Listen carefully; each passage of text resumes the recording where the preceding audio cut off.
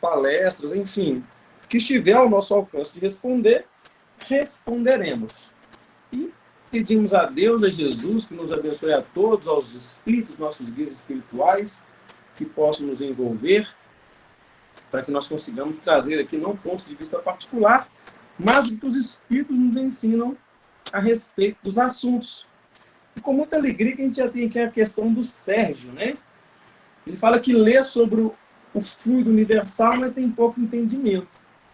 Certo, Sérgio. Nós vamos buscar, então, na obra do Allan Kardec, de preferência, nós vamos começar com a obra...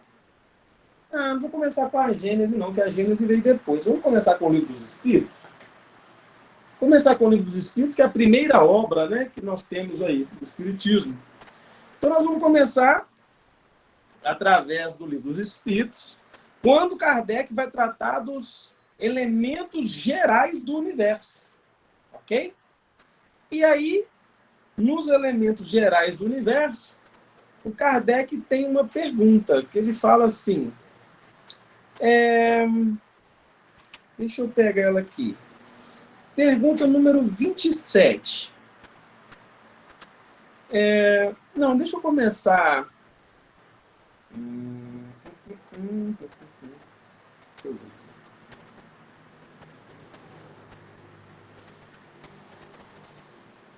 Tá. Vou começar com a questão 27. Questão 27 diz assim: há, então, dois elementos gerais no universo, o espírito e a matéria, ou a matéria e o espírito? E os espíritos respondem: sim. Acima de tudo, Deus, o Criador, o Pai de todas as coisas. Deus, espírito e matéria constituem um princípio de tudo que existe, a Trindade universal. Mas ao elemento material se tem que juntar o fluido universal, que desempenha um papel intermediário entre o espírito e a matéria propriamente dita, por demais grosseira, para que o espírito possa exercer ação sobre ela. Embora, de certo ponto de vista, seja lícito classificá-lo como elemento material, ele se distingue deste por propriedades especiais. Se o fluido universal fosse positivamente matéria, razão não haveria para que o espírito não fosse. Está colocado entre o espírito e a matéria. É fluido como a matéria é matéria, e suscetível, pelas suas inúmeras combinações com esta, e sob a ação do espírito, de produzir a infinita variedade das coisas, de que apenas conheceis uma parte mínima. Esse fluido universal ou primitivo, ou elementar, sendo o agente de que o espírito se utiliza, é o princípio sem o qual a matéria estaria em perpétuo estado de divisão e nunca adquiriria as qualidades que a gravidade lhe dá. E aí o Kardec traz uma outra pergunta. Esse fluido será o que designamos pelo nome de eletricidade? E os espíritos voltam a responder para Kardec. Dissemos que ele é suscetível de inúmeras combinações. O que chamais fluido elétrico, fluido magnético, são modificações do fluido universal, que não é, propriamente falando, senão matéria mais perfeita, mais sutil e que se pode considerar independente. Então vamos lá, vamos começar aí a nossa, o nosso desdobrar, né, da coisa. Os espíritos falam que no universo existem basicamente três coisas: Deus, espírito e matéria. Sobretudo Deus. Abaixo de Deus, o que não é espírito é matéria. Então hoje, o nosso objetivo é buscar esclarecer questões das mais diversas possíveis, de acordo com a nossa capacidade. Então, vamos lá. Aqui, ainda existe uma questão número 33, onde Kardec pergunta assim, a mesma matéria elementar, e lembra que ele chama de matéria elementar o fluido universal. É elementar porque ela é a base de todos os elementos do universo. A mesma matéria elementar é suscetível de experimentar todas as modificações e adquirir todas as propriedades? Gente, olha a pergunta de Kardec. Essa matéria elementar chamada fluido universal, né? E atribuído, nós vamos ver em André Luiz também, né? Chamado de fluido cósmico universal. Kardec pergunta se ela é suscetível de experimentar todas as modificações e de adquirir todas as propriedades. E os espíritos respondem sim. E é isso que se deve entender quando dizemos que tudo está em tudo. Olha os espíritos começando a filosofar com a gente. Percebe que espiritismo é ciência e filosofia? Então pega uma resposta prática, científica, para filosofar em cima. Então percebe que os espíritos explicam que esse fluido ele é suscetível, gente, a receber todos os tipos de manipulações e alterações. Do fluido cósmico universal sai a energia do passe que cura e sai a energia do ódio que mata. Sai a energia da flor que brota no campo e sai a energia que vira dente de trator. Percebe? A energia que nasce um feto e a energia que nasce um planeta através da impulsão energética de uma estrela para nós chamada de Sol. Olha a variedade que se experimenta.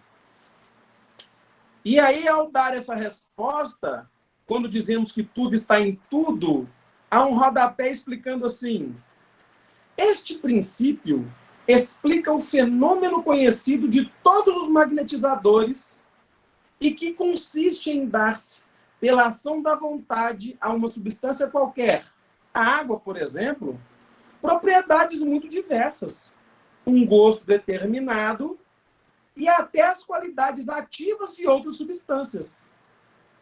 Desde que não há mais de um elemento primitivo e que as propriedades dos diferentes corpos são apenas modificações desse elemento, o que se segue é que a mais inofensiva substância tem ao mesmo tempo princípio que a mais deletéria.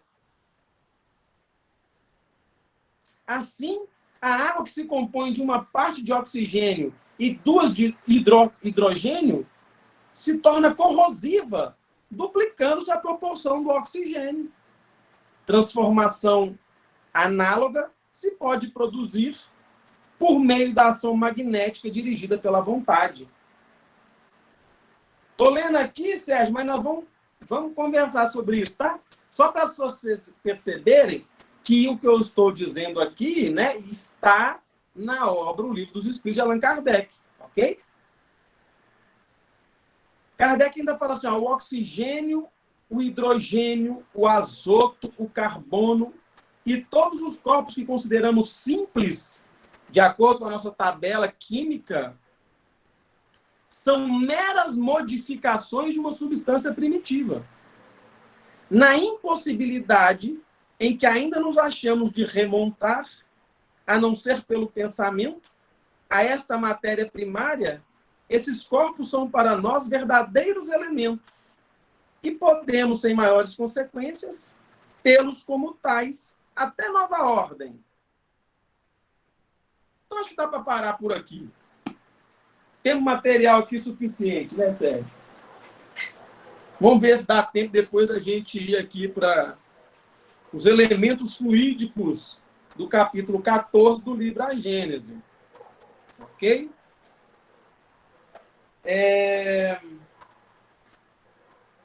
Bom, o que o Kardec está dizendo? Deixa eu ler aqui, eu vou um parágrafo interessante aqui, deixa eu ler mais um trechinho aqui de A Gênese para nós. Olha só. Dentro da relatividade de tudo... Não, mentira. Deixa eu voltar aqui. O fluido, item 2 do livro, desse mesmo capítulo. O fluido cósmico universal é, como já foi demonstrado, a matéria elementar primitiva, cujas modificações e transformações constituem a inumerável variedade dos corpos da natureza, como princípio elementar do universo. Ele assume dois estados distintos: o de eterização ou imponderabilidade, que se pode considerar o primitivo estado normal, e o de materialização ou de ponderabilidade, que é o, de certa maneira, consecutivo àquele. O ponto intermédio é o da transformação do fluido em matéria tangível. Mas ainda aí não há transição brusca, porquanto podem considerar-se os nossos fluidos imponderáveis como termo médio entre os dois estados. Os elementos fluídicos do mundo espiritual escapam aos nossos instrumentos de análise e à percepção dos nossos sentidos, feitos para perceberem a matéria tangível e não a matéria etérea. Mas entre tais fluidos, há os tão intimamente ligados à vida corporal que, de certa forma, pertencem ao meio terreno. Gente, eu acho que já deu. Então eu vou ficar lendo só. Sérgio, então vamos lá. Deus acima de tudo. Deus cria espírito e matéria. Ok? No entanto, a matéria que nós conhecemos, essa matéria palpável para nós, demasiadamente grosseira, ela é uma transformação de um fluido que nos precede materialmente falando. Fluido cósmico universal, segundo Allan Kardec, no capítulo 2, no item 2 aqui do capítulo 14 da obra Gênese, e nas questões aqui, a partir da questão 22 aqui das propriedades da matéria, né? Na verdade, aqui a partir da questão 21 do Livro dos Espíritos, quando ele vai falar de espírito e matéria. O fluido universal, então, Sérgio, nada mais é do que a massa... Vou usar aqui elementos metafóricos agora, tá? É uma massa de produção. Quando a gente vai falar aqui de alimento, tem uma massa para fazer bolo, uma massa diferente para fazer pão, uma massa diferente para fazer brioche, uma massa diferente para fazer coxinha, uma massa diferente para fazer pastel, não é assim? Agora imagina que tudo fosse feito de uma massa só. Isso é o fluido cósmico universal, uma massa só. Desta massa começa-se a gerar transformações dela e vai dar existência para tudo no universo. Então, desde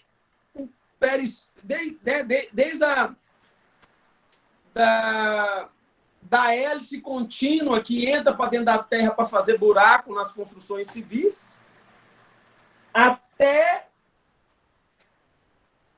as energias sublimes do cosmos universal, tudo isso é derivação do mesmo fluido chamado fluido cósmico universal ou fluido universal. E tem uma passagem linda no Evangelho segundo o Espiritismo ainda, Sérgio, que diz que nós estamos imersos no fluido universal, né, como os peixes no oceano. Assim. Todos nós estamos imersos, o universo está imerso no fluido cósmico. E nós não temos acesso a percebê-lo na sua essência, porque é diferente de tudo que as nossas capacidades perceptivas conseguem alcançar, em questão de visão, de sensação de tato e, né, todas as percepções, audição, né, nos foge de tão diferente que ainda é a essência desse fluido. E o fluido universal, ele é a base para todas as coisas. Animadas e inanimadas, de planetas a seres.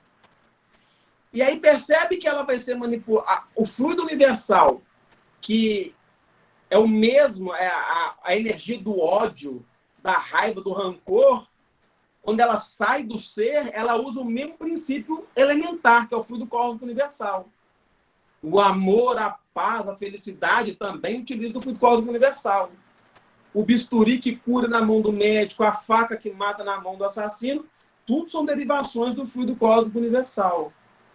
Os nossos corpos, o corpo adoecido que gera um câncer, o corpo bonito no sentido de harmônico, eu estou falando de beleza estética, eu vou falar então, vou trocar a palavra, o belo, né? A beleza da natureza, o animal peçonhento, o seu petzinho que você tem na sua casa, tudo derivação do fluido cósmico universal. Ficou mais claro, Sérgio? Dúvida? Se deu mais dúvidas sobre isso, me fala que a gente vai conversando, tá bom? E aí, gente, outro detalhe que dá para a gente conversar a respeito desse assunto, dentro do livro A Gênese, quando vai falar sobre as curas, os milagres de Jesus, o corpo físico não é derivação do fluido cósmico universal. Jesus não é o ser uno com Deus, com o Criador, ou seja, Jesus conhece a intimidade do fluido cósmico universal que nós não conhecemos. E esse fluido não é manipulado através dos nossos sentimentos, da nossa vontade.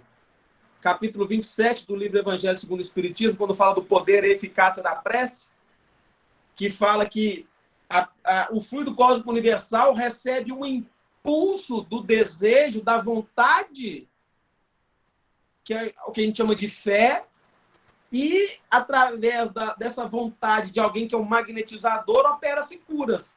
Agora, imagina Jesus que fazia isso com conhecimento de causa. Jesus pegava uma mão que estava só a falangeta aqui corroída pela lepra e pela vontade de manipulação do fluido cósmico universal, ele fazia nascer os dedos de novo. Nariz que já tinha caído, Jesus fazia renascer o outro. Dada a sua sabedoria e comunhão com Deus e com a sabedoria de saber manipular esse fluido de forma elementar. A gente já manipula o que Jesus fazia hoje, mais ou menos. Como? Você quebra um osso hoje, vai para o médico volta o osso para o lugar, e lá o processo de cicatrização e de religação, o religamento, faz com que aquilo que antes tinha sido fraturado ou lesado, volta. Você corta a pele, vai lá, costura, as células se reúnem de novo. Mas Jesus fazia isso no toque, no olhar, na palavra. A nível grosseiro, nós aprendemos a reconstituir algumas coisas. Tranquilo, Sérgio? Respondeu? Ou tem mais dúvida? Então vamos lá. Vamos para a próxima, do Marcos. Depois que todos os espíritos estiverem no grau máximo de evolução, não sei se esse número basta, viu, Marcos? Dessas bilhões de encarnações aí. Temos inteligência suficiente para saber o que vai acontecer? Marcos, deixa eu entender aqui. Você quer saber o que vai acontecer aonde? Para eu poder te responder. Porque saber o que vai acontecer em processos menores, a gente já sabe. Tem um negócio aí chamado intuição, que tem gente que tem a capacidade e a premonição, onde algumas pessoas prevêem alguns fatos que vão acontecer. Né? A premonição já é uma realidade nossa. Na verdade, a premonição já é desde o Antigo Egito, né? Já tinha lá as pitonisas, né? Os oráculos, que conseguiam prever algumas coisas. Agora, os espíritos explicam o seguinte: ver é porque presente, passado e futuro faz muito parte da gente que lida com relógio. Vou dar um nó na cabeça de vocês aí agora. Presente, passado e futuro é para quem mexe com relógio. 24 horas, 365 dias no ano, mês de 30 dias. Aí você fala, hoje, ontem, há 20 anos atrás. Mas no plano espiritual, aonde não tem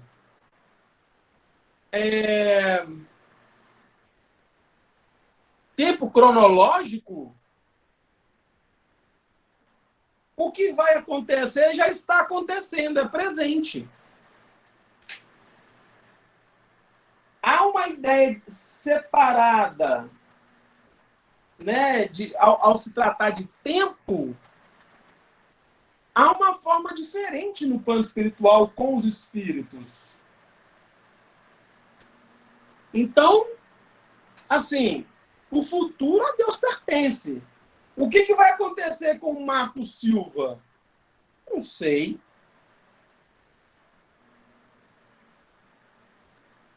Existem alguns espíritos que podem fazer ideia. Por quê? Já tomou conta de menino pequeno? Quando você toma conta de menino pequeno, é assim, ele começa a andar, você corre o olho na sala e já sabe aonde ele vai tropeçar, você já sabe aonde ele vai ter dificuldade, você já sabe aonde ele não vai conseguir subir, você já sabe aonde ele pode subir e machucar. E o que você faz? Você se prepara. E ainda de vez em quando avisa, ó, não vai ali não que você vai machucar. Entende? Então, os espíritos que já estão na nossa frente, os espíritos que estão na nossa frente, Marcos, eles já trilharam o que nós estamos trilhando. É por isso que nós temos anjos da guarda. Um anjo da guarda não pode ser anjo da guarda sem ter vivido o que você já viveu. Porque senão, como é que ele vai te orientar nas dificuldades que você vai viver? Deus não é ocioso. Deus não sendo ocioso, Marcos, é meio difícil se imaginar tocando harpa ou ouvindo harpa. Você já escutou meia hora de harpa? Como é que fica entediante? Você tem que amar muito harpa para gostar de harpa para sempre. Então, à medida que Deus está criando, e aí isso quem fala é Jesus, quando ele é admoestado, né? Quando ele é inquirido por que ele estava trabalhando no sábado, ele fala assim, meu pai trabalha até hoje, eu também trabalho. Os espíritos explicam que Deus nunca deixa de criar. Então nós estamos tendo essa conversa aqui agora, Deus está criando. Tem espírito sendo criado neste exato momento. E agora, e agora, e agora, e agora, e agora. E para cada agora que eu falo, eu não sei quantos bilhões de espíritos, ou quantos inúmeros espíritos Deus cria. E todos eles vão precisar de evoluir uma hora. E quando nós evoluirmos, Marcos, outros espíritos estarão sendo criados. E quando esses espíritos que estão sendo criados hoje estiverem evoluindo, Deus continuará criando. Ou seja, sempre haverá trabalho. Sempre haverá a chance de crescer e de ajudar outros espíritos a crescerem. Sempre, Marcos, menos evoluído você primeiro tem que se perguntar assim, você está comparando com quem? É menos evoluído que quem? Porque sempre vai ter alguém na nossa frente, sempre vai ter alguém atrás da gente. Entende? Então, o trabalho da evolução é ajudar Jesus. E ajudar Jesus é ajudar Deus. Sempre estaremos trabalhando no processo evolutivo nosso e de outras pessoas. Nós ainda não sabemos o que é fazer a vontade de Deus. Nós estamos aqui batalhando pelas nossas. Nós estamos tentando entender ainda o que é isso. Nós não sabemos. Ir para a fraternidade, fazer tarefa, ajudar os outros, dar caridade. Isso ainda não. Nós não estamos distante ainda do que é fazer a vontade de Deus. Isso são ensaios. Me entende? Nós estamos ensaiando sobre o que é fazer a vontade de Deus. Nós ainda não. Essas caridades que a gente está aqui ensaiando, isso, cara, é ensaio, assim, de aprender a engatinhar para fazer a vontade de Deus.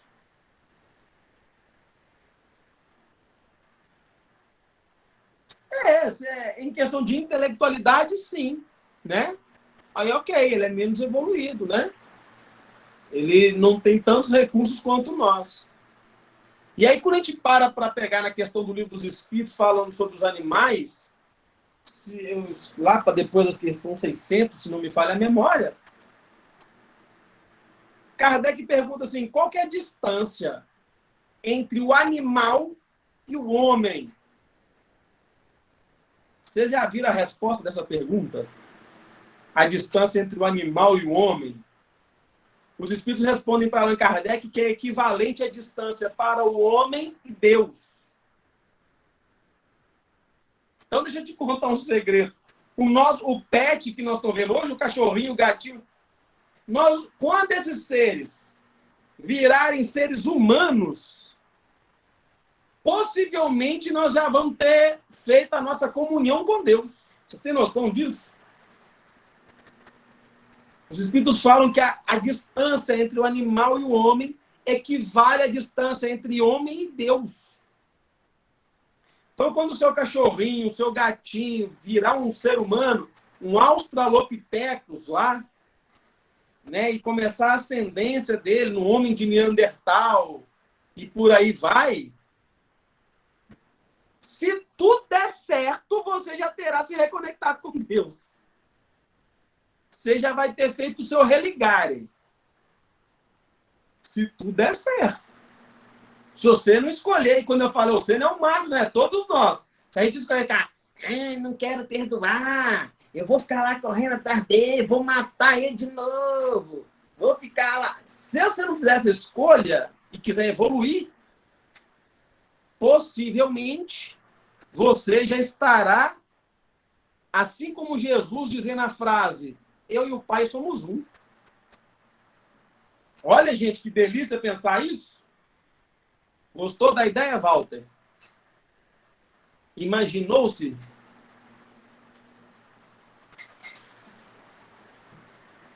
É importante que a gente aprenda a se imaginar assim. Tem tempo para isso. Então, gente, quando esses seres forem humanos, eles vão precisar de guias para orientá-los. Eu espero já ter capacidade de orientar alguém nessa época. Eu espero ter o mínimo de condição de poder ser um guia espiritual destes seres que, margeando já a evolução humana, demorarão o tempo necessário para que eu me aproxime de Deus. Gente, é muito tempo. Aí, é por isso que eu falei com você, Marcos, que eu acho que os seus números talvez sejam poucos. Mas, se tratando de eternidade, Deus não tem pressa. Deus capricha. Espero que tenha respondido. Gente, tem mais dúvidas aí? Se tiver, nós vamos respondendo. Espero que apareça aí. Senão eu vou pegar alguma coisa aqui que eu vim estudando há alguns dias. e achei muito interessante. Mas eu gostaria que esse aqui fosse um momento nosso, de conversação mesmo, da gente poder trabalhar aquilo, sei lá. Você tem vergonha de perguntar lá na reunião pública. Fica à vontade para perguntar aqui agora. Agora é a hora. Então fica aí super... Anderson, é você que veio aqui pela primeira vez semana passada e está de volta? É isso mesmo? Só para eu ter certeza.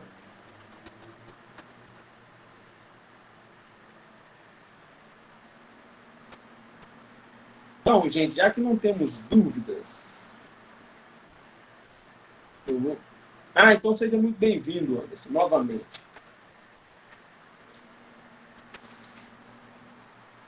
Já que não temos mais dúvidas, foi aqui que eu falei sobre uma coisa polêmica ou foi em outra fraternidade? Abordando o assunto transexualidade. Foi aqui? Foi que nós falamos sobre isso? Então não vou entrar nesse assunto de novo, não. Se foi aqui, tá joia. Deixa eu tocar a coisa, então, para outros 500.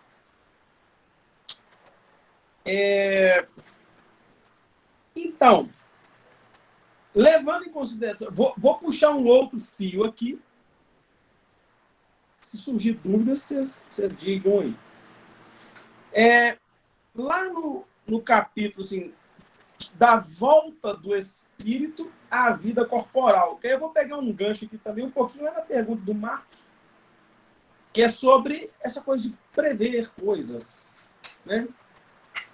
Então eu vou aqui... Deixa eu voltar aqui, que o Anderson mandou um negócio aqui. Como agora que eu estou acompanhando as reuniões, me diga o que é preciso para saber sobre o espiritismo.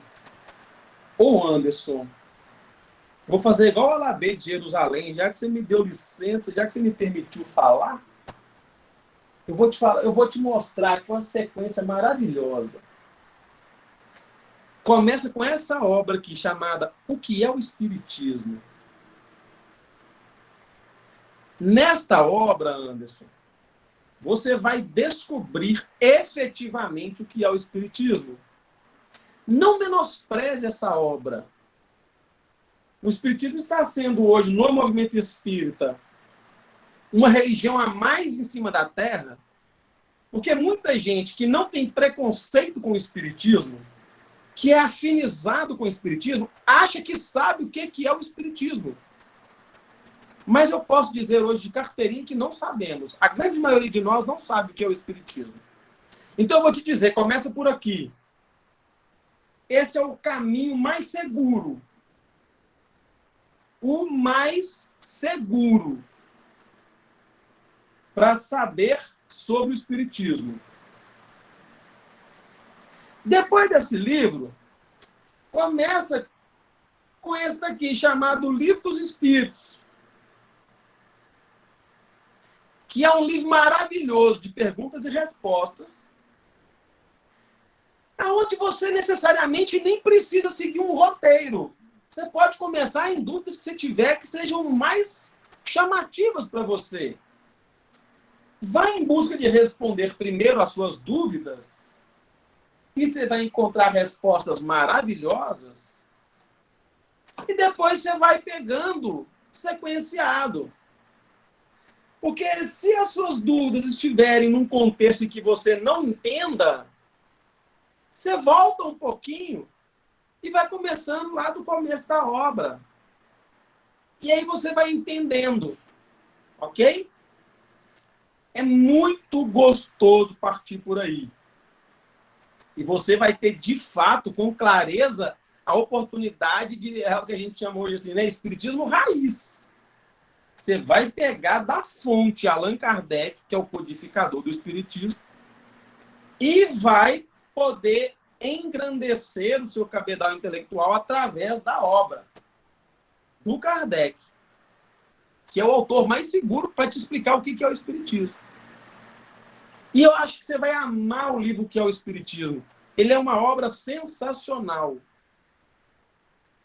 Dali você vai ir naquilo que te der mais gosto. Se quiser ler um romance, ok.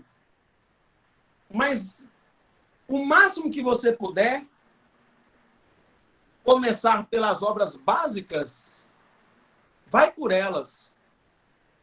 Você vai ter muito material para questionar a você mesmo, para questionar a sua vida, para fazer reflexões, para fazer transformações. Porque o Espiritismo não é um negócio para a gente ficar dando aula, sabe? Apesar de eu ter a petulância de abrir aqui uma vez por mês, na terça-feira, a título de querer a gente trocar ideias e tirar dúvidas, o Espiritismo não é necessariamente uma coisa para se dar aula. É uma coisa para se viver. Não é uma coisa para doutrinar. É para se viver. E é como a gente dá conta e como a gente entende. E aí os grupos, o que eles fazem é nos ajudar a refletir, nos ajudar a questionar, nos ajudar a avaliar. É por isso que eu tenho achado interessante a gente fazer essas reuniões mensais para troca de ideias, para troca de dúvidas. Porque não é para vocês beberem a verdade que o Cadinho entende sobre o Espiritismo. Essa verdade é minha. Se ela for útil para vocês, eu fico muito feliz. Mas vai ter um ponto que ela não será. E nesse ponto que ela não for, você vai buscar fazer da sua vida a melhor maneira possível. Então, vamos lá, vai por aí que você vai amar, cara.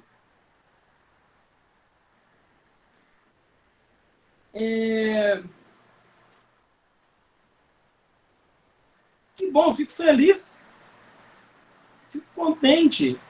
Né? A gente nasce aí de uma cultura católica, né, ou protestante no nosso país, a maioria esmagadora, né, é cristã, e tudo bem.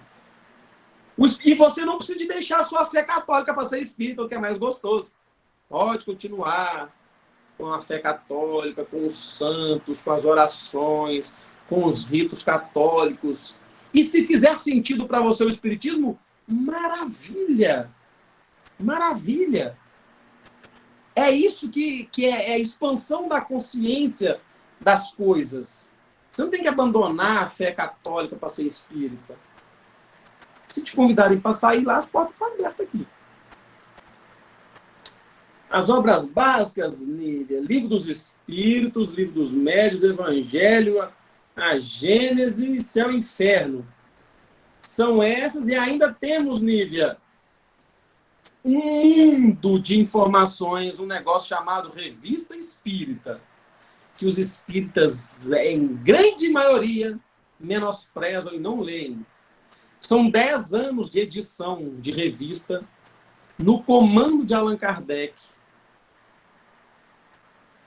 Então, a Revista Espírita é dela, principalmente, que eu levanto muito argumento para afirmar com tamanha certeza que o Espiritismo não é uma religião. Além do livro que é o Espiritismo. Corroborado por palavras de Allan Kardec na Revista Espírita. Então, é aí o caminho, sabe? Mas vamos passar por esses 5 primeiro? Passando por esses 5, aí a gente vai ter mais base para ler romance, entender mais André Luiz, entender mais Emmanuel, questionar mais algumas coisas. Ok? Ó, gente, eu tô para falar para vocês que a obra Gênese, eu tenho um romance com... Eu tenho um problema sério com o livro Céu, Inferno e a Gênese. Porque as descobertas que eu fiz na obra Gênese do Kardec, elas são espetaculares. As informações de Kardec sobre o mundo, problemas que nós estamos vivenciando aí, que o pessoal chama de aquecimento global, de problemas geológicos, não sei o quê, esse negócio de transição planetária, Kardec aborda isso, mas de um jeito bonito demais no livro da Gênesis. E eu peço licença sempre para Emmanuel, quando eu vou falar do livro Céu e Inferno, que eu amo os romances de Emmanuel. Porém, as histórias que tem no Céu e Inferno mexeram comigo mais do que todas as obras do Emmanuel. As histórias, os romances que tem ali, a história do Marcel, o menino número 4, a história dos suicidas, que é onde eu me reconheci muito, onde eu entendi muito dos meus dramas vivenciais, com consolo, trazendo esperança para mim, é no livro Céu e Inferno. E o que é o Espiritismo? O que é a obra master, assim, para mim? Assim, qual livro da doutrina espírita que você gostaria, se acabasse com todas as outras, você queria ficar com qual? Eu falo assim, o que é o Espiritismo? Que o livro que é o Espiritismo, ele traz as pinceladas do Evangelho que consolam a gente, traz as pinceladas do livro dos médiuns que fazem a gente entender mediunidade, traz a pincelada da Gênese que explica o planeta, traz o céu e o inferno, traz de tudo. Gente, o livro... E olha a finura desse cidadãozinho aqui, gente. Isso aqui, esse livro, ele é sem noção. É um espetáculo. Ô, Luiz, você está me pedindo uma opinião pessoal, né? E a minha opinião pessoal sobre o livro Pão Nosso é que ele é maravilhoso. Eu não sou crítico literário, nem um estudioso profundo do Evangelho de Jesus, para poder tecer um comentário aqui avaliativo da obra, né? Mas é um livro maravilhoso que a gente usa para culto no lar, né? Estudos de toda a ordem. Eu não tenho nada a dizer assim, dessa obra, a não sei tecer elogios. Então, assim, é complicado, né? Essas obras de comentário aí, essa série de comentários do Evangelho e do Chico com Emmanuel, acho até que o Pão Nosso é do Emmanuel mesmo, né? Então, assim, são obras que não tem discussão, né? É maravilhoso, maravilhoso. Taninha, tudo jóia, pode ser espírito católico, de largar a religião para se tornar espírita. Mesmo que pareça. Ô, Taninha, é lógico, claro! Existe mais da conta, né?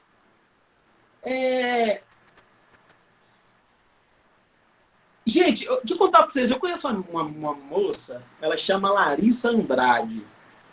Essa menina foi convocada por Deus de alguma maneira que eu achei interessantíssimo. Eu já estive no grupo dela de WhatsApp, participando com as pessoas lá no Meet, né? Uma sala igual a nossa aqui. Mas Deus aproxima dessa pessoa, ela tem acho que 24 anos de idade. Deus aproxima dela pessoas protestantes curiosas sobre o espiritismo. E aí, para explicar a todo mundo, ela criou uma salinha no Meet. E ela fala de espiritismo para os protestantes, para os católicos, que têm vontade de conhecer o espiritismo. E é a coisa mais linda do mundo. Eu fico apaixonado, porque não tem essa coisa nossa aqui, que a Casa Espírita já virou preconceituosa muitas vezes com algumas coisas. Então ela fala na linguagem do protestante, do católico, ela faz de 1000 maneiras diferentes. Gente, é bonito demais da conta. E são pessoas que sofrem com mediunidade, mas são evangélicas. Sofrem com mediunidade, mas são católicas. E com elas conseguem, literalmente, aquilo que Kardec pediu. Esclarecimento. Ela esclarece esse fica feliz, volta para a igreja. Alguns acabam no estudo continuado e está tudo bem. É lindo. Ô, Carla, então, dando sequência aqui, né, sobre essa coisa da religiosidade, o católico e o protestante acreditam que Adão e Eva existiu. E dentro da doutrina espírita? Dentro da doutrina espírita, quando a gente fala na criação aqui do homem, Olha que coisa interessante. Questão número 50 do Livro dos Espíritos. Povoamento da Terra. Olha a pergunta de Allan Kardec. A espécie humana começou por um único homem? Eu não vou responder não, Carla. Lê lá. Questão 50 do Livro dos Espíritos. Olha, tô brincando, viu? Vou responder sim. Olha a questão 51. Poderemos saber em que época viveu Adão? Gente, olha que interessante. Ô, Anderson, se você não tivesse livro em casa, dá um Google aí que ele é de graça, tá? Tem aí, livre. A espécie humana começou por um único homem, Kardec pergunta, e os espíritos respondem, não. A quem chamais Adão não foi o primeiro, nem o único a povoar a terra. Resposta dos espíritos. Questão número 51. Poderemos saber em que época viveu Adão? Resposta dos espíritos. Mais ou menos na que lhe assinalais cerca de 4.000 anos antes de Cristo. Então, mais ou menos 4.000 anos antes de Cristo, existiu uma raça humana, se não me falha a memória, ou ali... Nós estamos perto dos egípcios, que é mais ou menos 3.500 anos, né, antes de Jesus. Um pouco antes dos egípcios ainda, 500 anos ali mais ou menos, aonde estava ali talvez os australopitecos, não sei, ou ali o Homo sapiens sapiens surgindo, é onde a gente vai ter o chamado Adão. Adão não é uma pessoa, é um povo, é uma geração. Gente, tá vendo que a doutrina espírita é bonita demais da conta? Então, Adão e Eva existiram? Podemos dizer que sim, mas não como se entende. A letra mata, o espírito vivifica, segundo Jesus Cristo. Né? Então, é muito bonito isso. Aí, o que a doutrina espírita fala sobre isso? Vamos filosofar um pouquinho para nós encerrar, que falta só 3 minutos para acabar, não dá tempo de responder mais pergunta. Quando a gente vai para o campo da filosofia, um pouco, espírita, nós vamos encontrar Adão e Eva, razão e emoção. Razão e sentimento. Aonde há uma maneira intelectual de entender as coisas e uma maneira emocional de lidar com as coisas. E digo mais, a danada da serpente, que é a tentação, há um motivo dela existir.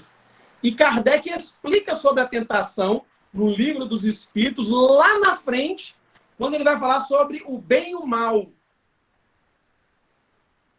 Por que ao homem é dado sofrer a tentação? Essa eu não sei de qual não.